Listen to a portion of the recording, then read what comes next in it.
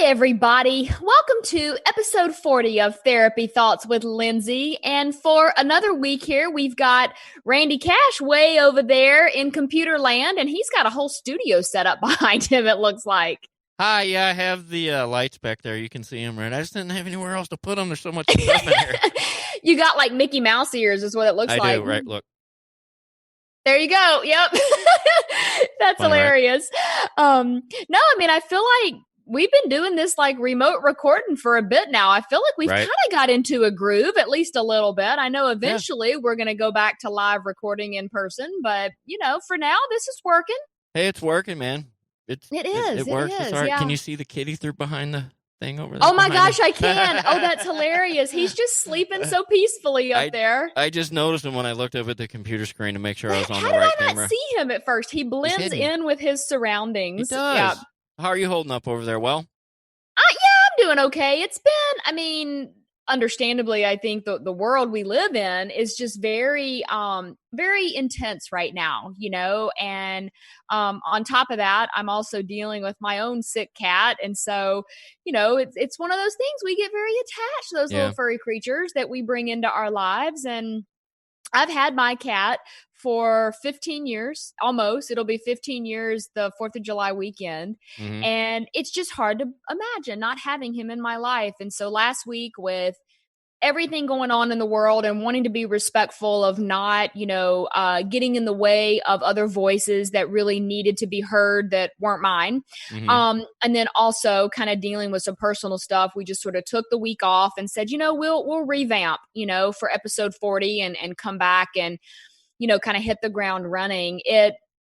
I feel like there's a lot of really important conversations. And, I always talk about courageous conversation and the importance of listening, really listening to what someone is telling you when they are sharing something about their experience. And I feel like we're seeing a really large scale version of courageous conversation going on right now.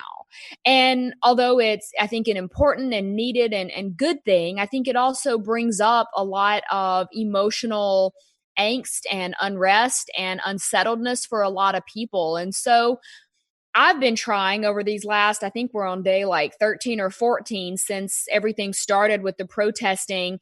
We might even be further along than that now. It might even be like into 16 or 17. I'm not sure. I've lost track of the day count, but regardless of that, I have been really trying to, continue to educate on these important topics of how to have courageous conversations. What happens when you don't agree with somebody 100% on a topic?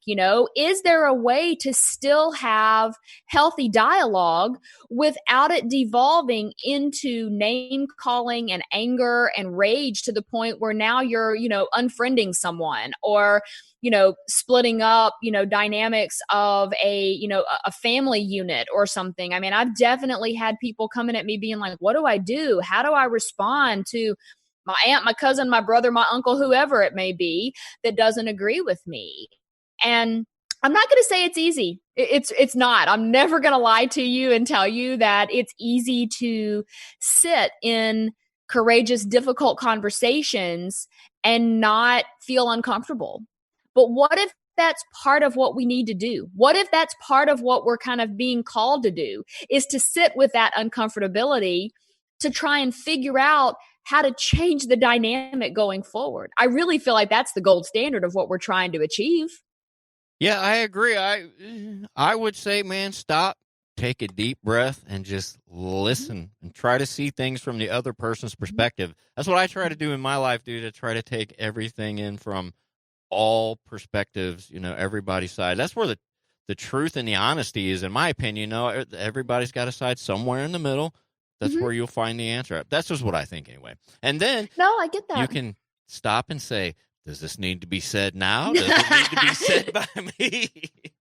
No, that's actually, yes. I mean, I feel like as much as I'm talking about things, in our recent podcast and in my upcoming workshop related to romantic relationships and communication and struggles that come up in those kind of ways, all of those tools could really be applied to what's going on right now. even though I took off the podcast last week, I did still publish my blog. And that one was all about how to choose your response, and exactly what you just said. If someone says something that you don't agree with, or that really brings up a lot of emotional feeling for you, there may very well be something that you need or want to say at some point, but you don't have to just emotionally react in the moment that you get emotionally hooked or emotionally triggered, right? Like that's Yeah. probably not going to be your best, because you're likely to say something, or, pick the wrong word, or say something that, is hurtful to someone else, just simply because you're reacting emotionally versus pausing, taking a bit of a step back, take a deep breath, take the day off, whatever it is you need to do. I don't mean the day off from like work and stuff. I mean, take the day off from that interaction, get some perspective on it. And then ask yourself, how do I really want to respond to this situation, or to this person, or to this comment, or whatever it may be? It's gonna happen that when we have the difficult conversations, not only are difficult emotions going to bubble up to the surface, but if we can lean into those feelings, those emotions with curiosity, it also could give us a much, deeper view and understanding Yep. of where maybe we need to do some of our own work. Anytime we Absolutely. feel like we're being emotionally reactive to something, we can choose to just react, or we can get really exquisitely curious about what does that bring up for us. And then we can do the hard work and the important but hard work to figure it out. Yeah. That's where growth happens. That's where, movement forward occurs. Yeah, we said last episode before, I said something about like how we're not taught to process these deep emotions, growing up. You're taught to process like anger and Right. happiness, but none of the other stuff that's in between, and that's where everything lies, is in between, and if we don't take the time, I don't think, because we fall into patterns and things that we're taught, and we don't really, I don't think, take the time to really explore how we really feel, because we're popping back into what we're taught and things that, we think we're supposed to be doing, instead of just stopping, taking a deep breath, and explore how you really feel about something. Right. And then let's say that you explore how you really feel about something and you still have a differing opinion than someone else. I firmly 1000% believe that it is possible to have conversations where we don't agree on every detail, right? I'm not even sure that that is a possible goal to achieve, where everyone agrees on everything all the time. And I'm not even sure that we would want it to be that way. I posted something on my own personal Facebook. It's been probably a good 2 weeks ago now. And it brought up some emotion for people, either agreeing or disagreeing with what I was saying. And again, I can only speak to it from my own point of view, and I grew up in a really small town in the South, and I definitely saw examples of racial injustice and racism on display from time to time. I don't want to say it was every day, because I really tried to surround myself with more open-minded people, but that doesn't mean that I didn't see it happen. And my own experience of moving to a larger area like St. Louis, and not only, developing a much wider net of people that I associate with, but also just getting to see how different people in different areas than where I'm from operate and live and exist. And, so I had to confront a lot of those things, and just, internally in my own therapy, be like, what is this about? What did I learn? What about that do I actually agree with? What things were modeled in my general presence, and how do I do the work to overcome that? And then I also think, going into the field of therapy and having clients that would come in and talk about their experience, it did give me like a firsthand view almost of what someone else's struggle is like. And so I think it was really healing for me to be able to sit with people in that difficulty, and to not only, validate their experience, but to use empathy, to really try and put myself in their shoes, to imagine what life has been like for them, not through my lens, but through theirs. And that was what my blog on this past Monday was about. It was, we talked about choose your response the week before. This very past Monday was on empathy, and that it is possible for us to develop a much deeper understanding of someone else's experience if we are able to pause and just imagine what life has been like or is like, or an experience has been like or is like for someone that's not us. And I'm not saying that's easy, right? Empathy is a skill that we can work to develop, that we can, continue to practice and learn how to implement. But it's a very necessary element of these courageous conversations and of, any movement that we see go on in the world. We have to be able to put ourselves in someone else's shoes, even if for a short time, to imagine what it is they might be experiencing. Yeah, because we've all seen things that probably not good, and the important thing is, I would say, to recognize, okay, that's not cool. We can't do that. And next time when you see something, stand up. Maybe try to do better next time, and acknowledge what your past and what you've seen, and just like I said, try to do better next time. Again, my 20s, dude, my life was all about me. All I could see in my life were these blinders that were me. And eventually somebody kind of turned me on to, you might want to start thinking about somebody other than yourself. And it's been I'm 50 now. Wow. So 30 years into this, and I'm still working on it every day, every single day. Oh, yeah.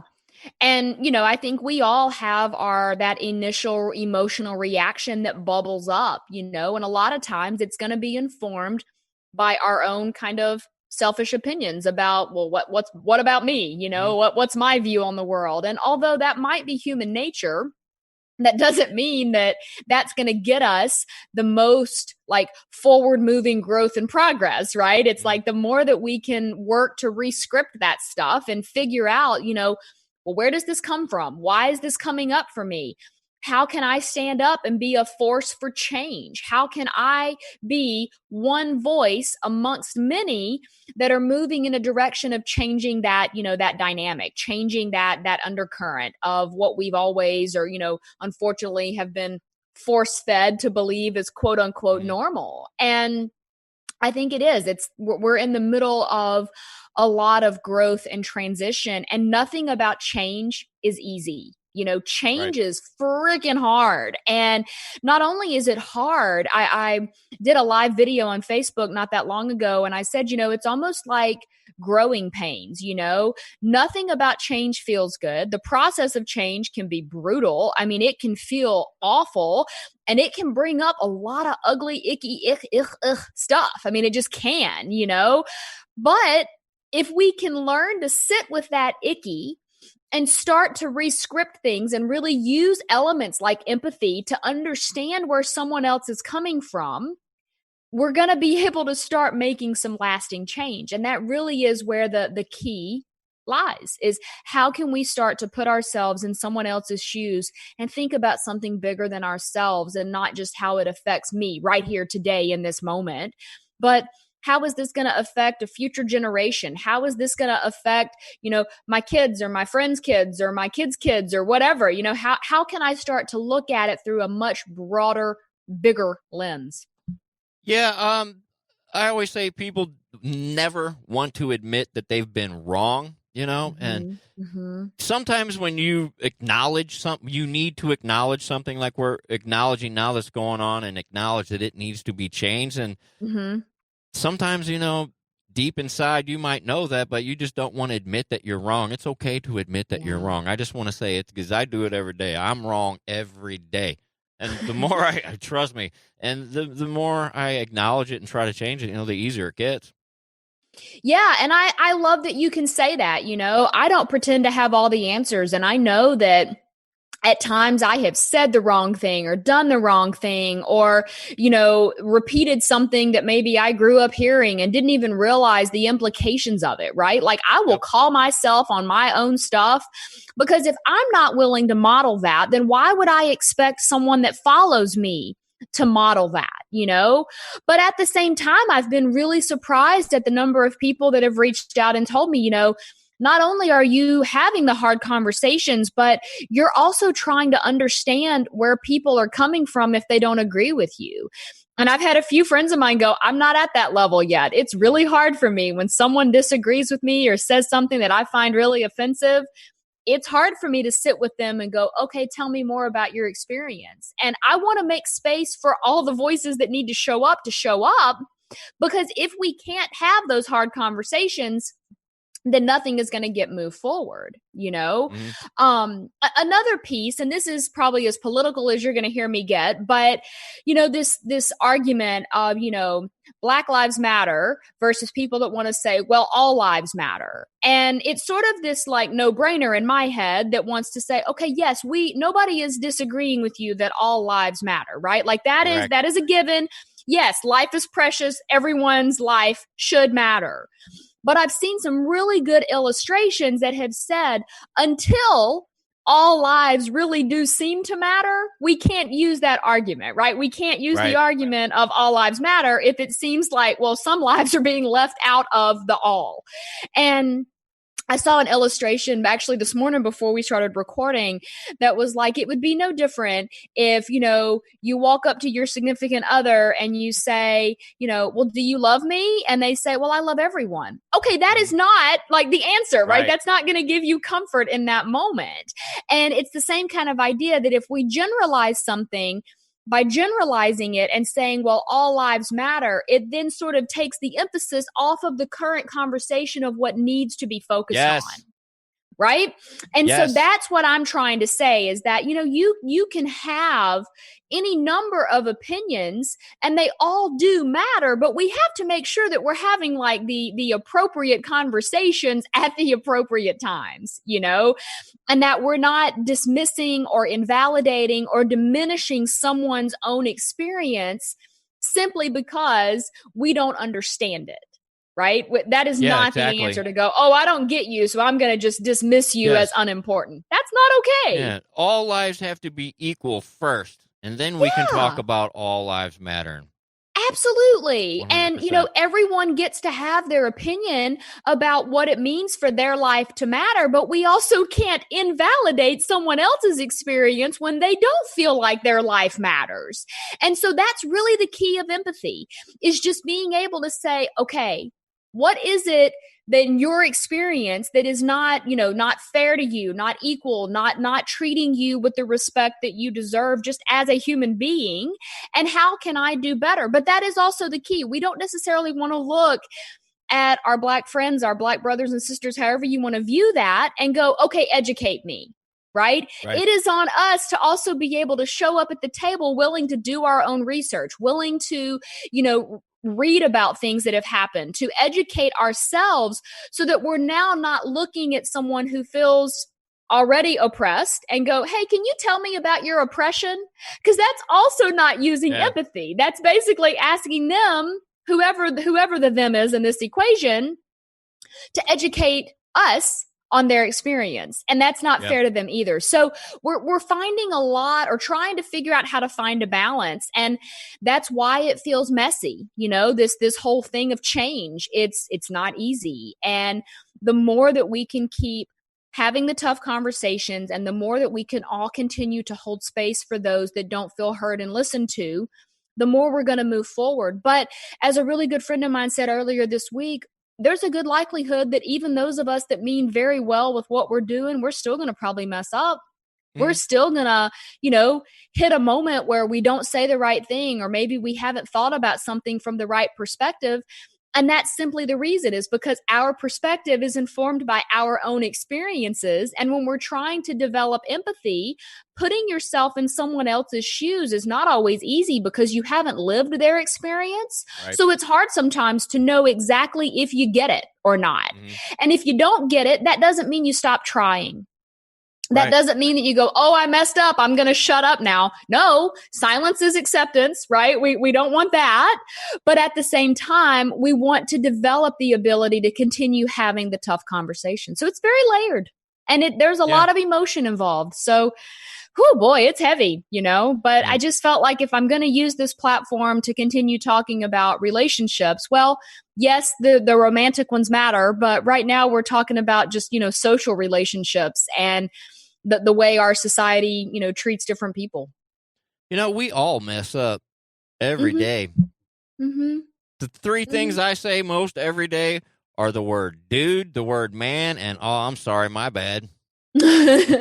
Yeah. Just recognize it, man, and just try to do better. It's Sure. hard. It's really hard. All the stuff we Yeah. talk about, like I always say, we're just phony, happy people. No, dude, it's work. Mm-mm. I work my tail off every day to try to be the very best person I can be. Because it's real easy to flip somebody off in traffic and call them bad names when Yeah. they cut me in traffic. It's hard sometimes to just go, whatever, go ahead, get away, and Right. just let them go Or like and let it whatever go. they needed to get to was probably Right. more important than whatever I got going on, and it's about trying to give people the benefit of the doubt on some level too, that everyone is showing up at their best. And if we don't agree with something, it doesn't mean that they are less than. It doesn't mean that they aren't doing the best job they can possibly do. It just may not line up with our version of best that day. But to judge one as better than the other or less than the other, that's not solving anything either. No. And so I feel like this is, there are a lot of conversations that still need to occur, Mm-hmm. and I'm not going to stop talking about it. And I am going to continue to try and hold space for people that I do and don't agree with, because I also feel like if I look at people I don't agree with and I go, well, I don't agree with you, so I'm done with you. Well, now I've lost the ability to communicate with that person also. Because Mm-hmm. I feel like that's how we learn. If someone doesn't agree with me and I offer a perspective that maybe they've never thought about before, that could lead to their own growth and development. Same way, if someone has an experience that I haven't had and they offer me some insight into that, it's really up to me at that point to see how does that fit into what I already know? How can I use whatever info that is giving me to better understand the world around me and to then make sure that my life is congruent with what I want it to look like? And so Mm-hmm. I think it's important for us to be able to find ways to hold space for everyone in a way that we can continue to have these conversations while not diminishing the current conversation around the Black Lives Matter movement, and not diminishing that by saying, oh, well, all lives matter. Because again, no one's saying that they don't, but we've got to get everybody on an equal footing, on an Yeah. equal playing field before we can go back to that drawing board and try and understand it differently. Yeah, if you hang out and talk to the people that only share your views, you're never going to learn anything. You're never going to find any answers to anything. You're just going to have this dogmatic view that a lot of people already have, and I feel we have enough of that in the world. You learn things. I learn more by talking with people that don't believe the same things that I believe, and you can still be friends with them. I have some friends that I hang out with. I definitely don't agree with where they're coming from politically or religiously or whatever, and vice versa, but we still get along. We work together, and everything's fine. It is possible to do these things. I'm saying it. It is. It so is. But it's hard. It's not easy. Nobody said sitting with someone you disagree with is easy, but yet that's where we do learn and we grow. I love the fact that I have so many differing opinions and voices that even I have on like my Facebook, right? I decided a number of years ago when I first started doing media stuff that I was going to just kind of accept everyone at the table and be open to, points of view that were different than mine. And I feel like that alone has allowed me to grow and develop and understand perspectives on a much deeper level than if all I had was people that agree exactly like I do on every topic. And so, yeah, I feel like I could sit here and beat this horse all day. And, maybe at some point we should come back and continue to have this conversation, because I don't think it's as simple as one podcast can solve, Right. Nor do I say I have all of the answers, but I am open to hearing different points of view of how we come to those answers. And I am definitely able to validate that the experiences of someone are valid. And if we can just learn to, kind of practice that empathy skill a little bit more every day, we're going to see the growth that we need. But the process of that may not be pretty and it might be very hard, but it's worth it. It's the old saying, if you want respect, you give respect. You want empathy, you might want to learn how to give it as well. I love that. Yes, absolutely. Thanks. So that being said, I will say that yes, next Monday is when my relationship communication workshop officially launches. I'm sort of letting it roll out in whatever form it can at this point, because I know there are bigger things in the world going on. And so it will be available. I will continue to post about it and share about it. There will be a link to sign up for the waiting list in the description of this podcast. And you can also follow any of my social media platforms to get more info about that. Actually, social media wise, where can people find you, Randy? On the Instagrams at @rcashcomedy. Throwing out all that funny stuff. All that funny stuff. And then you can go to lindsaywalden.com to really find like any details about past blogs, past podcasts, sign up for the workshop, reach out to me if you have questions or things that are on your mind. All of that can happen there. On Facebook, I'm at Lindsay Walden Consulting and at Lindsay Walden Therapy. On Instagram, it's at This Is Lindsay Walden. On Pinterest, it's Therapy Thoughts. And on TikTok, it's at This Is Lindsay Walden. So plenty of places for you to follow along with everything I've got going on. As always, Mr. Cash, thank you so much for doing this episode with me. And though it kind of diverged from our norm, I felt like it needed to be said. So thank you for having the tough conversations. Welcome. Awesome. All right, everybody out there listening, stay safe, and we will be back next week with more.